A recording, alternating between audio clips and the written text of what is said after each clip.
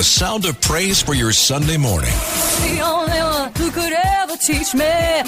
Introducing Reverend A.R. Bernard of the Christian Cultural Center. Was the son of a preacher man. And Rabbi Joseph Paterson of Religion on the Line. The only one who could ever teach me. Now, on Talk Radio 77 WABC, here's the Rev and the Rabbi, where faith matters. Good morning, I'm Rabbi Joseph Paterson. And I'm Reverend A.R. Bernard. And we have with us, once again, one of our favorites, the 55th governor of the state of New York, the Honorable David A. Paterson. Governor? In studio this morning. I don't know how you all got me up so early. Yeah, but coming in your pajamas was a bit much. I know. I knew I neglected something on the way down. You know, Governor, Reverend taught me one thing, that there are three stages of life.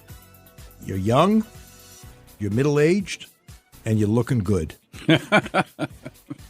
Well, now he knows why. I would tell him you're looking good. Yeah. All right, there's so much to talk about on this. First of all, Labor Day, approaching this Labor Day weekend. I find Labor Day, although people treat it as a day off, I think it's an important day to recognize people who go unrecognized throughout the year. You know, the people who contribute to our betterment, whether it's the person in a store, whether it's the person who opens the door in the building in which you live, anywhere. There are so many people who go through life untrumpeted, unheralded, and yet they are so important in that labor arena. Yeah, I think so. I mean, you know, it's the least counted people often who play the most important role in whatever's going on. The little people, so-called. Well, I don't think they're little. No, but they're often thought of. They're referred to. Yeah. I think we devalue them when they should be celebrated. I mean, you don't miss the guy who controls the HVAC until you're sitting there freezing or overheated, right? And that's because many of us don't know how to control it. You know, right? Exactly right. Governor, what do you think?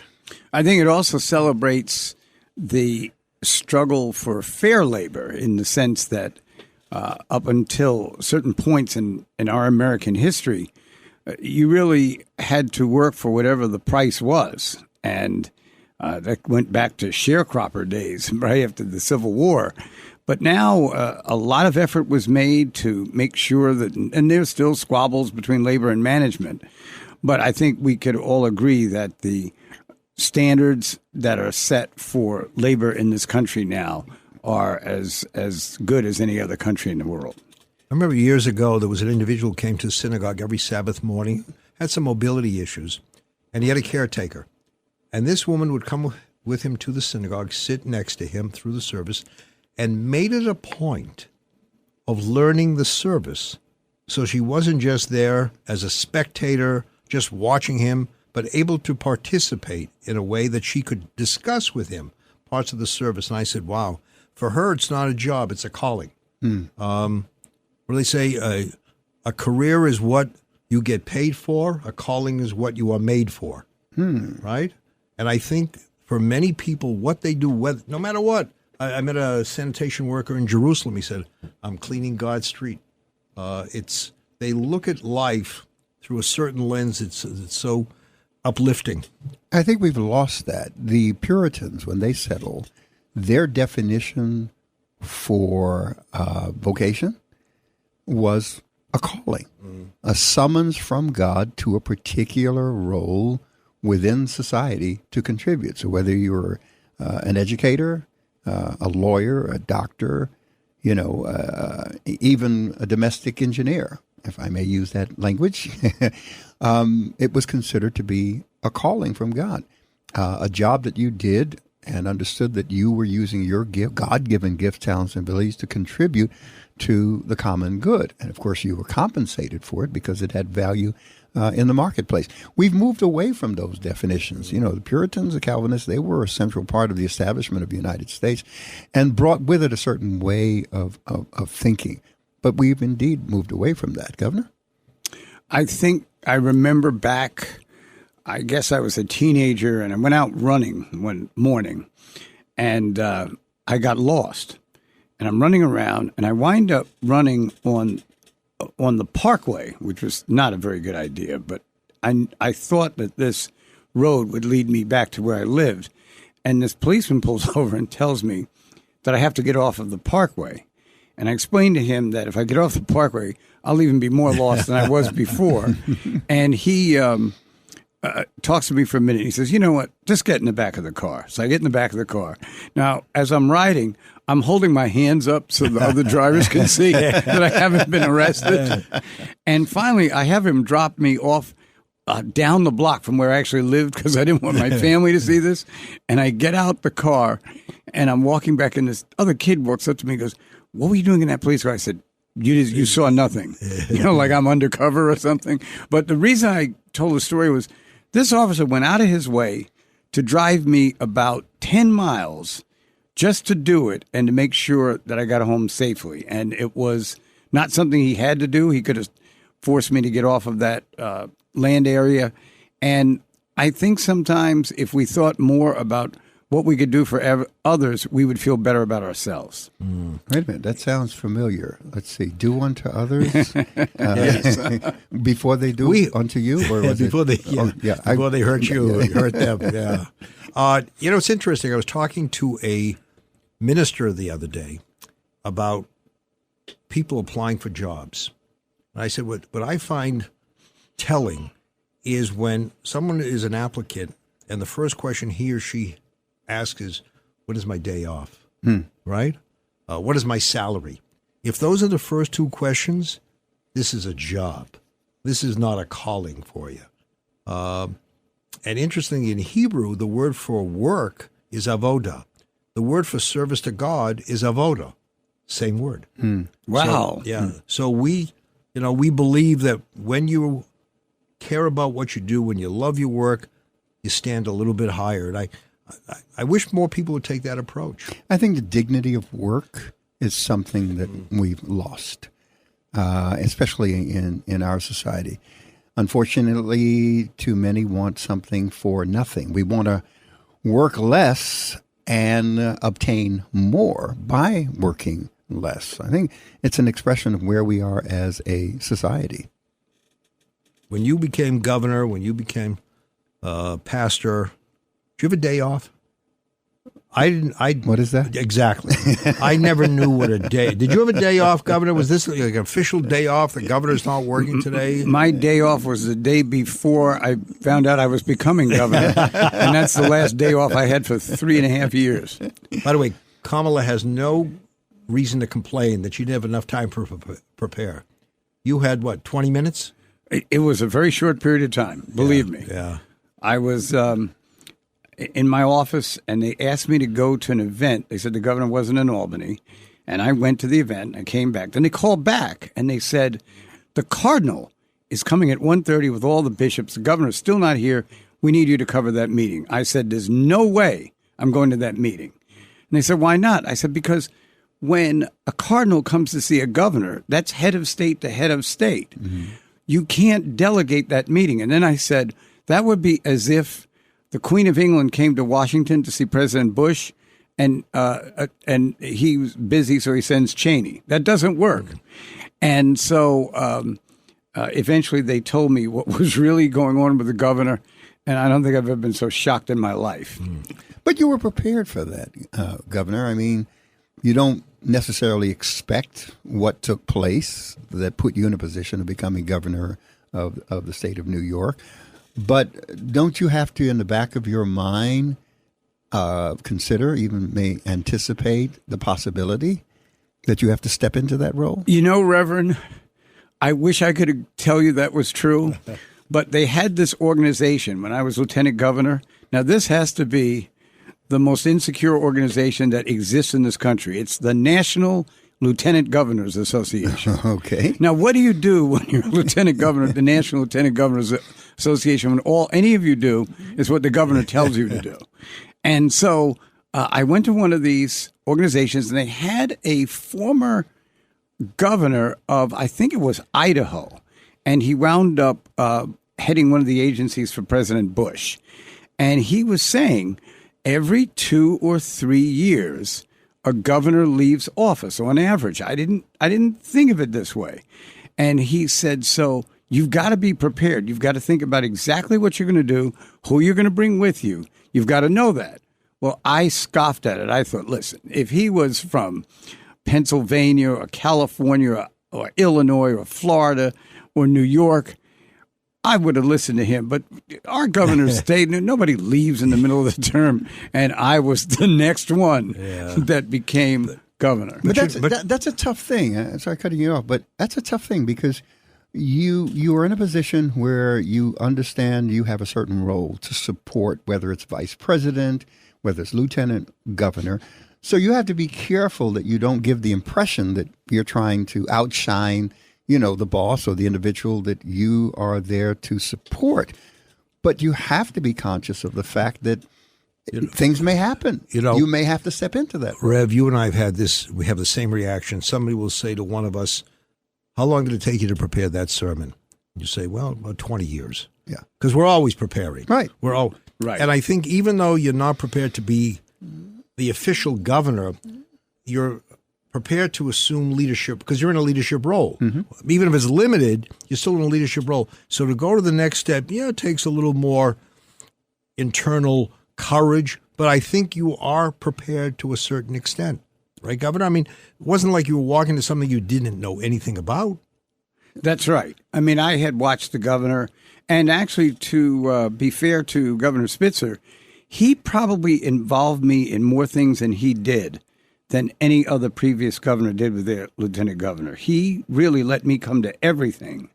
And only when he had some other problems a year before, the problems that forced him to resign, we're about to have the press conference, and he and I usually stood next to each other, which you wouldn't see in other administrations. And he said to me, "Look, David, this is about me. It's not about you.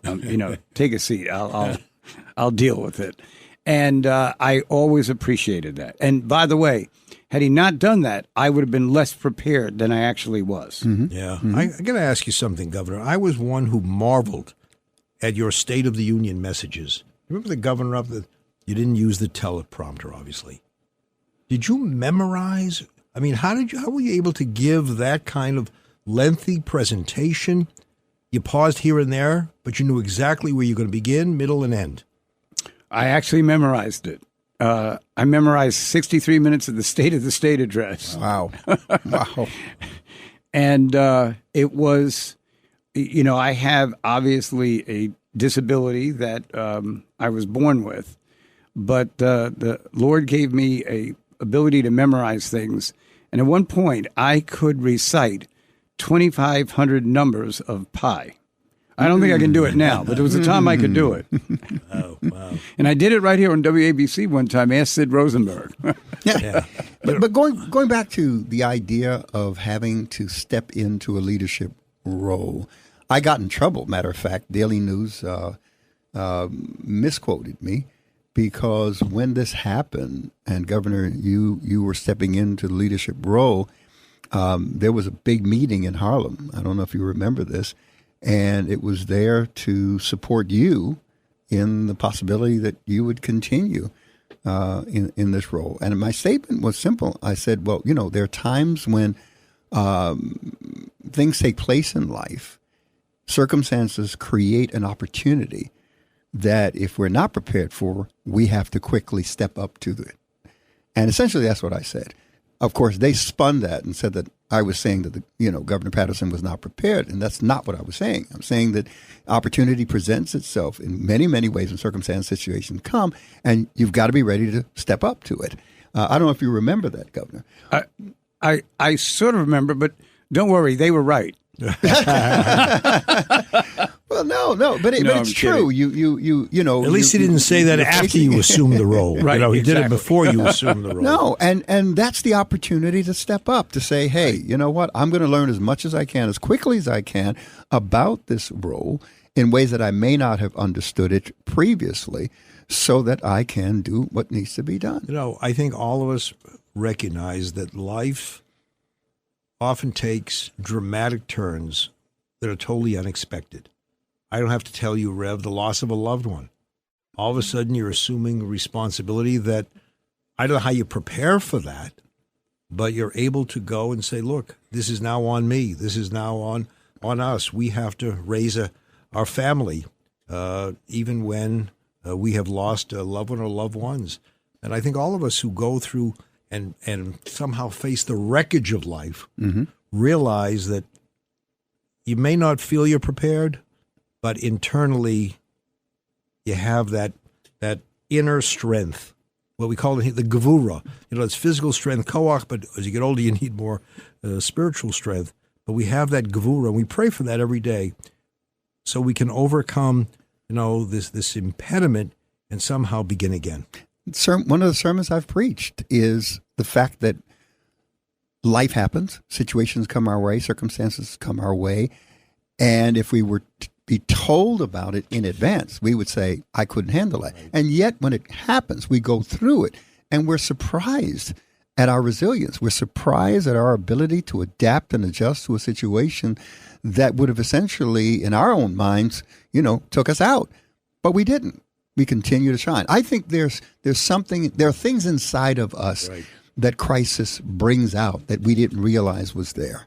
Governor, when you became governor, looking back, is there something you would have done differently as lieutenant governor that would have equipped you more to assume the responsibility?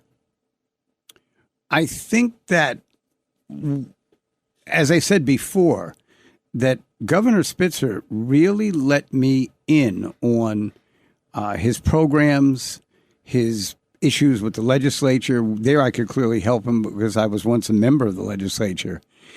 And so I don't think it was something that I would have done when I was lieutenant governor. I think what both of you have been talking about actually did happen with me. When I find out, and that particular day, Spitzer was going to resign at 2:15, and it's now 1 o'clock. So I'm maybe a little unraveling a little bit.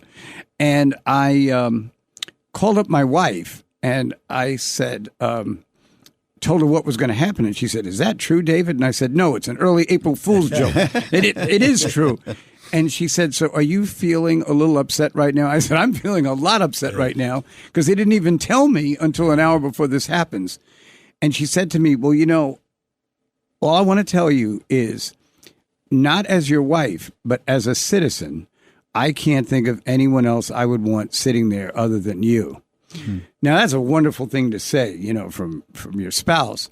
But when I got off the phone, I took it seriously. I realized she wasn't just speaking as my wife, she's speaking as a New Yorker, and it is my duty to push these feelings aside and get out there and lead this state, which was what Governor Spitzer chose me to do if he couldn't anymore. Excellent. And that helped me a great deal. But doesn't it take secure leaders to do what Spitzer was doing with you without being concerned that you're going to outshine him or take the attention away from him in any way?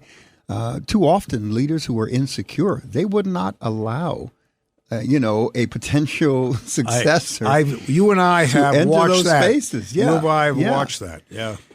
I, to this day, have never forgotten the faith that he had in me. I don't think I ever tried to show him up, and I don't think he ever thought that I would ever do something like that.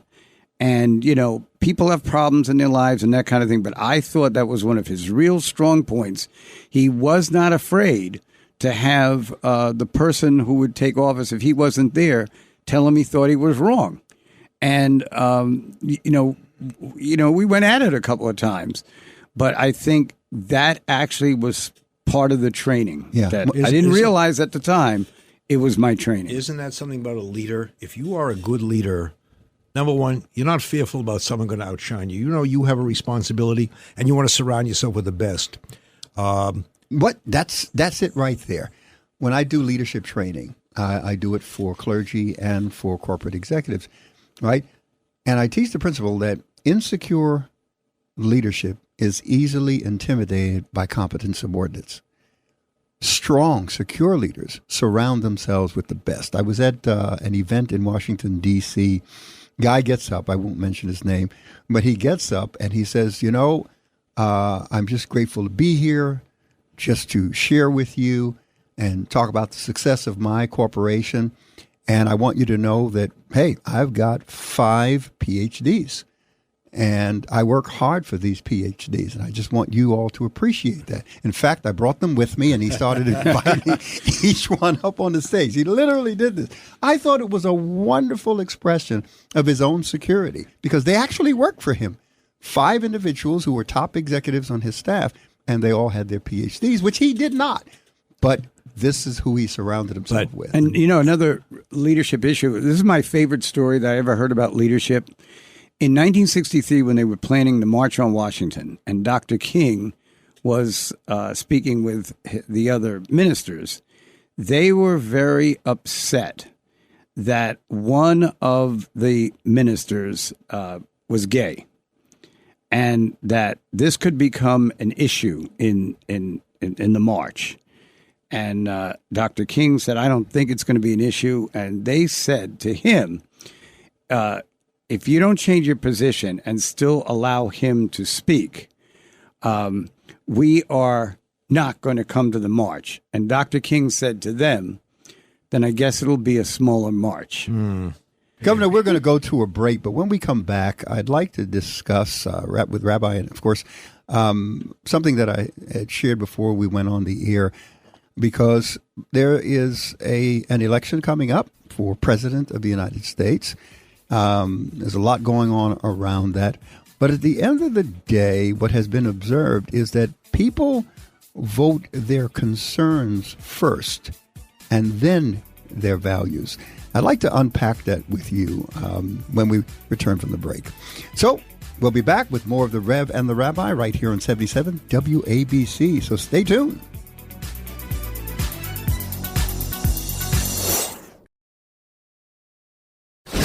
Where faith matters. The Rev and the Rabbi. Talk Radio 77 WABC. Welcome back. I'm Rabbi Joseph Paterson. And I'm Reverend A.R. Bernard. And you are Governor David A. Paterson. Who now remembers that it was Bayard Rustin who was going to be kicked out of the march if it was up to the other ministers, and Martin Luther King refused to do it. And if I may say that he was not only facing the demand to kick him out of the march, but to remove him from the movement itself, because he was an advisor. Bayard Rustin, he was right, gay, right. But he was a very close advisor to Dr. King and responsible for, as the architect of the march. It was at the end of the march that he got up to the microphone and he basically read the demands that the leaders of the civil rights movement were placing to President John Kennedy at the time. But the pressure from other clergy, forced Rustin out. Really? Because he was gay. Mm-hmm. Yeah. And at that time, look, we're talking the 1960s. Yeah. And America was quite a different place when it came to things like that. So let's go back to your question. Yeah. Talking about concerns. And when I say concerns, I'm talking about specific issues or problems that are more immediate in the life experience of the voter. Because you may have a value for, say, one thing, but if your immediate concerns are in front of you and you have to decide whether a candidate and which candidate is going to address those immediate concerns, those concerns tend to take precedence over your values. I think you answered your own question, that values are lasting. They're long-term, right? Right, they're values are long-term. Concerns are immediate. Concerns are now. What is of importance to me now? And I think many people going in to vote, Governor, please follow up on this. I think when people go in to vote, it's what impacts me, my family, my people, my community right now. And that's the important thing, because we hear, especially within my faith tradition, evangelical Christianity, Pentecostalism, charismatic, the whole deal.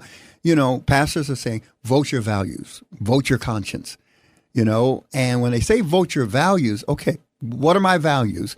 But weighing against those values are certain concerns that I have that take precedence. So I extend that.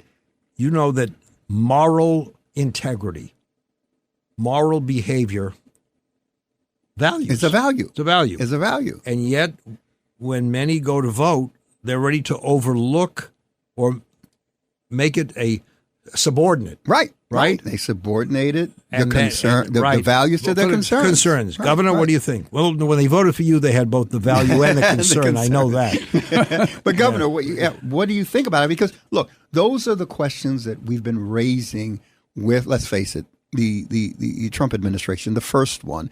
Things that were attached to his name, his reputation, et cetera. But America, even Christians, evangelical Christians who carry supposedly a moral authority, were willing to put that aside. We had that with Bill Clinton. Same thing. Right? Right. Yeah. Governor? Yeah. Well, both former President Trump and Vice President Harris have said in different speeches that they want to speak for all of America. Now, that's a great line for a speech, but I think this campaign is about who is trying to establish how they are going to speak for all of America. And in the next coming weeks, I think it will start to become more clear than it is now. But I think the most important value is that you are able, everyone says this, sounds great, but can you put your country in front of your own feelings? Yeah. Do you think that Biden did this, or do you think it was just a matter of being forced to make a decision? I mean, when he stepped out of the race? He stepped down, yeah. He stepped down. I think there was pressure on him, but when I've heard him describe it, I think he came to that conclusion, the one I just described, and really didn't get any credit for it. Everybody said, they pushed him out. It was a coup, this, that, and the other thing. And listen, there's a lot of talk that Nixon was pushed out, and that was a coup. Why don't we think more about whether or not they did the right thing? Both of them did what was right for them at that time. And when someone goes through that kind of an experience, even as President of the United States, I think we owe them our congratulations for their service, and however they left, that we move on and understand whatever it is that they wanted to do. And isn't that part of restoring the dignity of the office, the dignity of leadership in our nation, which we seem to have lost along the way? Absolutely. So, I mean, it was Lyndon Baines Johnson announced he wasn't going to run for re-election, and nobody said he was being pushed out or Humphrey was threatening him or anything like that. People accepted it. He'd had enough. He didn't think another 4 years he could serve as well as he had in the first 5 after assassination of President Kennedy.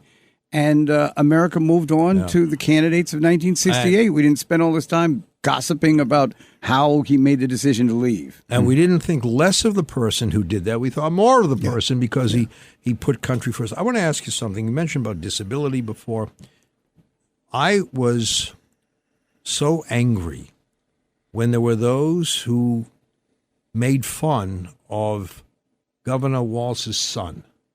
For those who belittled, he has I guess a disability. His form of behavior, his emotional behavior, is different than many others.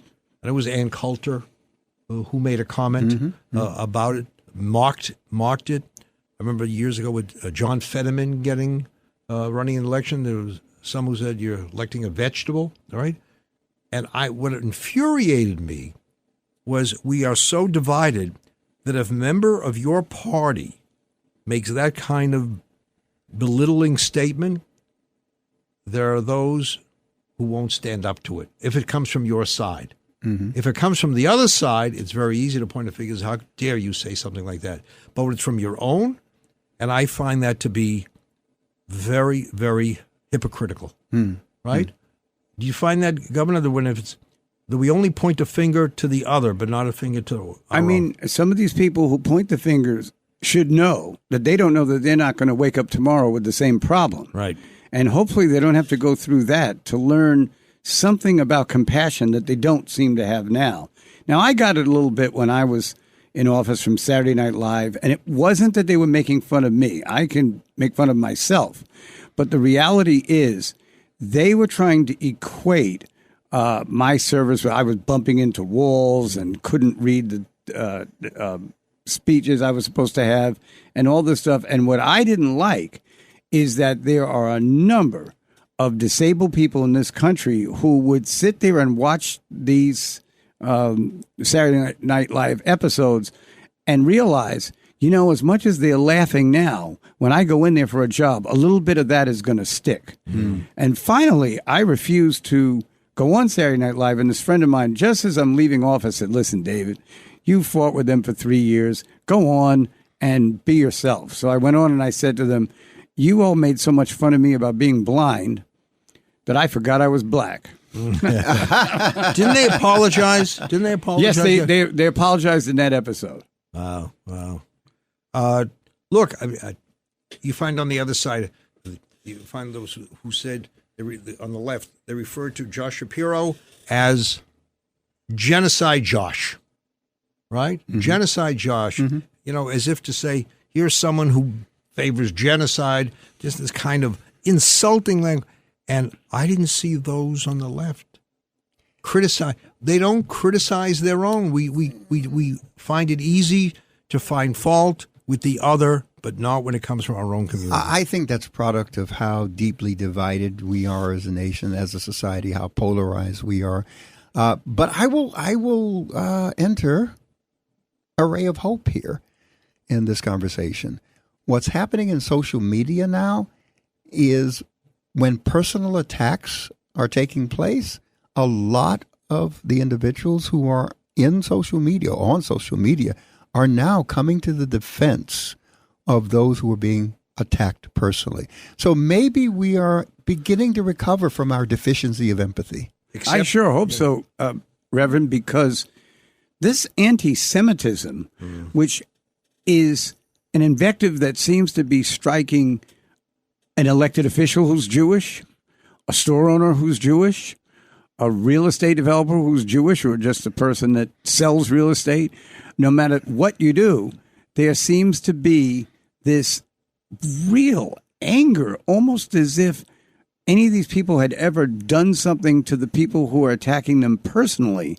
And it is so out of line, I just can't reconcile how this is happening. I can't remember any incident being almost denied that it happened than October 7th last year, and the way some people have treated it. Or the way some people ignored it. Yeah, totally. Yeah. Like it didn't happen. I was on a call with Jonathan Greenblatt, the ADL CEO, and we looked at the increase in anti-Semitism over the last 10 years, for example. It's never been at such a high. It's never been at such a toxic level. And a lot of it began pre-October 7th. We've said this before. Education is the answer. Well, look at what's going on college campuses. Where's the education being the answer there? It's just shameful that here we are, some 80 years after the Holocaust, and we're talking about anti-Semitism at this horrible, horrible level where you're right. People walking down the street are identified as a Jew. As a Jew. It reminds me what was it Einstein said years ago, if my theory of relativity is a success, France will say I'm the greatest Frenchman. England will say I'm the greatest Englishman. If it's a failure, they'll all say he's a Jew, right? And this is how we tend to identify those whom we dislike. I mean, it's anti-Semitism. They also refer to the Jewish governor of Pennsylvania. The Jewish governor of Pennsylvania. Yeah. I'd like to respond to what you said about education. It was Teddy Roosevelt who said, to educate a man in mind and not in morals is to educate a menace to society. And it is so true when we have educated individuals, intellectuals, right, even academics, and they're coming up with these ideas that are responsible for the unraveling of our society. And I think that is seriously problematic. It's not always the common folks that are the problem, but those who supposedly should know better. Governor? Not yesterday, but last Saturday, I was speaking in front of a group. And in the beginning, everybody was saying they're sick of all of this negativity in politics and they're tired of it and this needs to stop. But then when we got to the specific issues, all they did was attack the elected officials. Yeah. A reporter asked me, he said, given the recent study by ADL about the rise in anti-Semitism, are you optimistic? Are you still optimistic? So I went back and I quoted, I don't remember the exact, was an NBC commentator. I said, I'm optimistic against my better judgment. In other words, I look at that and logically, I'm pessimistic. But as a person of faith, I'm optimistic. And I think we have, that kind of inner conflict very often. We're optimistic because we're people of hope, prisoners of hope. And at the same time, we look at what's going on and say, how can we be optimistic? You speak for me, Rabbi. That's exactly how I feel. Yeah. But Rabbi, I mean, in your faith tradition, right, you teach the duality of life, good and evil. Right. And the fact that we live in that tension, that human beings can be, have dignity and at the same time, at the opposite end, depravity. And somewhere we're caught in this tension between the two. Isn't it interesting? That's what the Torah says. I give you life and death, not life or death, life and death. I give you blessing and curse, Cursing, right? And, right? It's the conjunction and I think that we live with a duality. We live with a duality. It's not 100%. It's not zero sum, but it bothers you. But yet you have to try to overcome that kind of pessimism and say, I still retain hope in tomorrow. That's when your people leave church, when people leave the synagogue and mosque, we want them to leave thinking that there's an opportunity to make this a better day tomorrow. Right?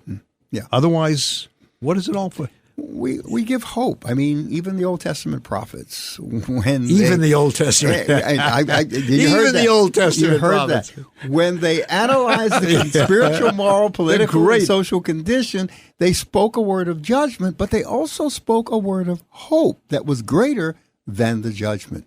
So I think hope is part of it. How could we exist? And Cardinal said this once in one of our conversations. He said, I don't understand how people could live without hope. Yeah, we often say you can go, 4 days or whatever without food and 3 days without water, but you can't go 1 hour without hope. Absolutely. Right? Absolutely. Governor, you had some bad days as governor, but how did you get through it? You had to deal with the press. You had to deal with some of the conflicts. How'd you deal with it? Well, you can't pretend that things happen and you're not taking them personally, because you're the governor. You're the one who is expected to lead and get everything right. On a lot of bad days, in addition to prayer, I just thought about the fact that this might be a bad day, but did I ever dream when I was in junior high school that I'd be here? And that's something to always feel good about. And now let's get up tomorrow and give it our best to change how people feel the next day. I think it's important that we understand that tomorrow is always the next opportunity to try again, to try to get it right. And we can't live in despair because of what happens today. But before we go, I mean, we're winding down to near the end of our come on. podcast. Yeah. No, Reverend, I'm just getting warmed up. Ava, get John Katzimatidis on the phone. Tell him to Tell him cancel to extend the it, first right? hour of his program. We'll take over for another hour. I was in a conversation, and it was a conversation between Republicans and Democrats. In the same room? In the same room. In the same room. No weapons? And the conversation was around social justice versus moral order. And by moral order, I'm talking about a set of standards and principles that we treat as norms within a society to uphold order, cohesion, stability within the society. But at the same time, the fact that there are inequities within that society and the need to respond to those inequities. And it's like we have to choose one over the other. But isn't it about finding the right balance between the two? Doesn't one inspire the other? It should, but Right. but on the moral order side, which tend to be conservatives and Republicans, right? It's like if we change these particular universal principles, they're believed to be objective universal truths, right? And allow, these adjustments to systems and structures in our society to bring greater fairness and equity. If we do that too fast, right, and sometimes if we do it at all, it's going to destabilize the society. So they rather hold on to this issue of these principles that have been in place for so long and preserve them. Where on the other side, they're saying, no, we've got to make changes. There are things that are intrinsically wrong within our society, within our systems and structures, and we need to change those things.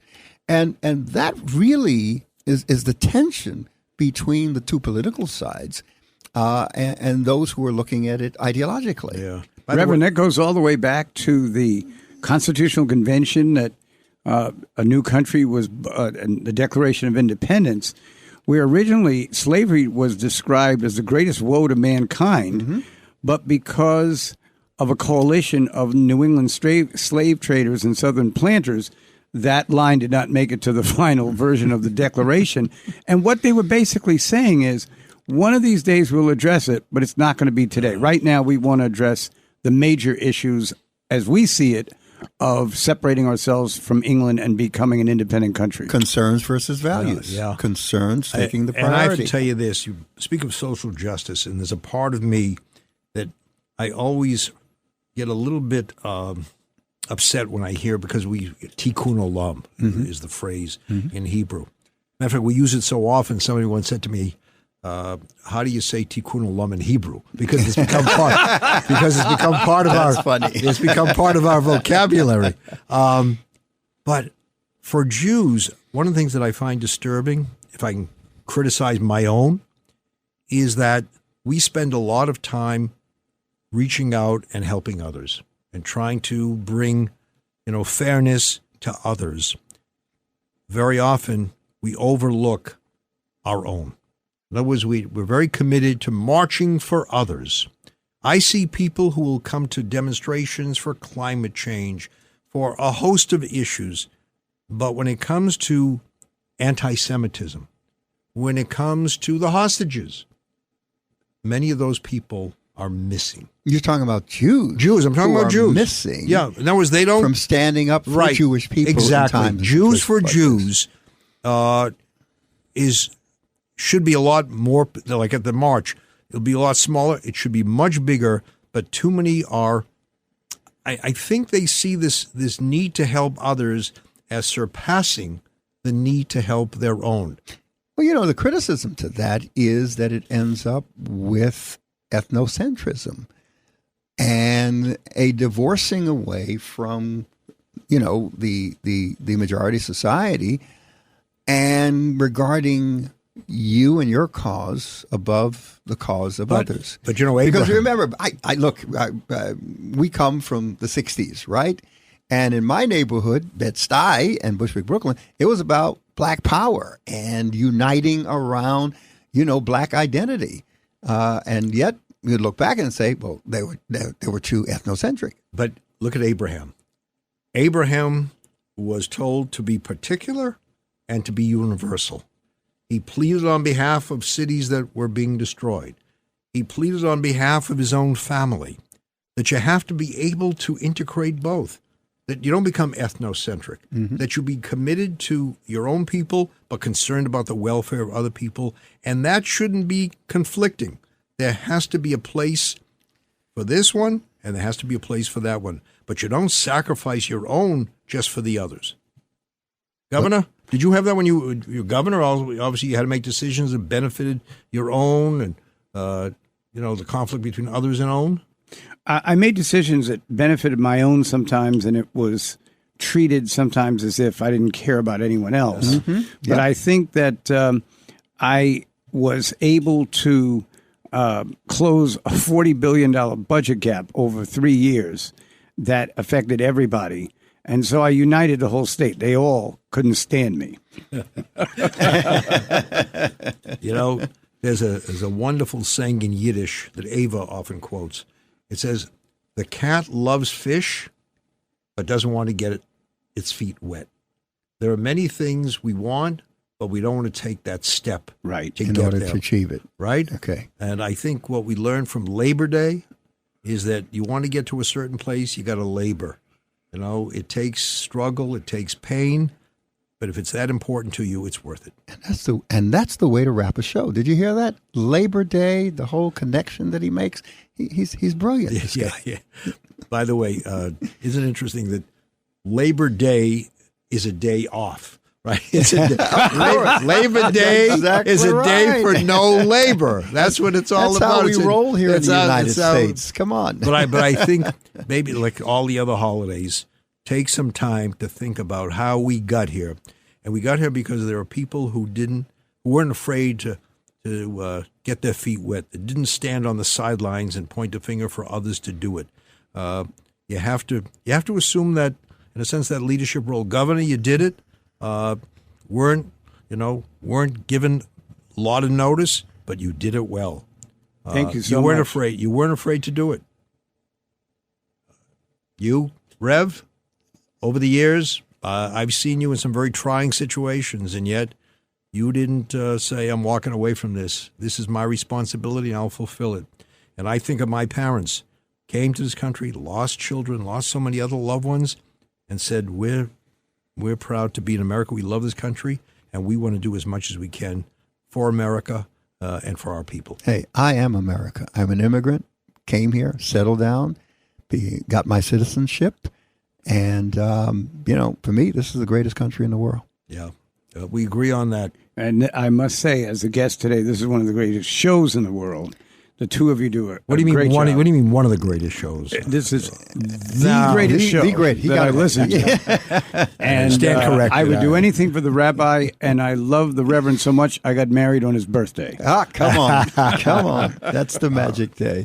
Well, it's great to have you on the program always, Governor, and thank you for what you continue to do, even though he's not retired, is he? Recycled. Oh, recycled. I'll leave that right there. And thank you, our listeners, for joining us another Sunday morning. We hope that you will have a wonderful Labor Day. Be safe, be well, be blessed. Till next time, the Rev and the Rabbi.